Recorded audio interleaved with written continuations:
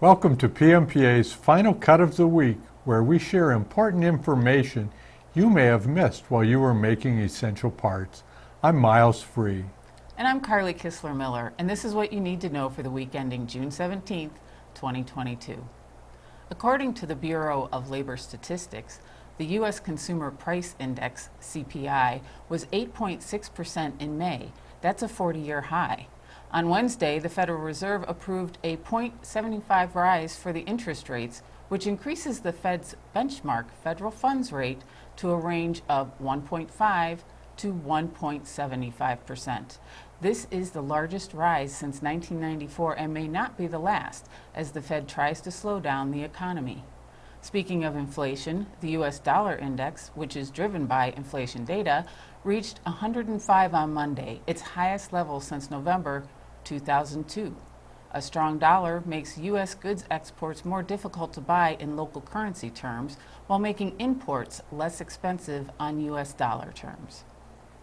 According to the U.S. Bureau of Labor Statistics, the index for final demand goods was up 1.4% in May, its fifth consecutive monthly rise.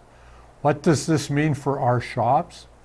40% of that May increase in prices for final demand goods can be attributed to an 8.4% advance in the index for gasoline. Nearly 30% of the May increase in the index for final demand services can be attributed to prices for truck transportation or freight, which rose 2.9% and affects all of our shops. Exports of manufactured goods were up 15.55% through the first 4 months of 2022. According to the International Trade Report, Texas leads in origin of movement from U.S. exports of goods for both manufactured and non-manufactured commodities. California was second, followed by Louisiana, New York, Illinois, Florida, Michigan, Washington, Ohio, and Pennsylvania. The U.S. Bureau of Labor Statistics reported the Producer Price Index for final demand increased 0.8% in May, seasonally adjusted. Nearly two-thirds of the rise in the index for final demand was due to a 1.4% advance in prices for final demand goods. The index for final demand services increased 0.4%.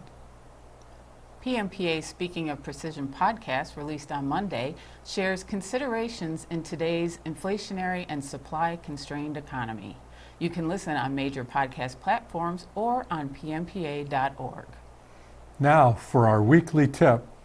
While austenitic grain size is a result of this material's chemistry, the changes it evokes in our processes are a result of material structure and properties, not just the chemical ingredients.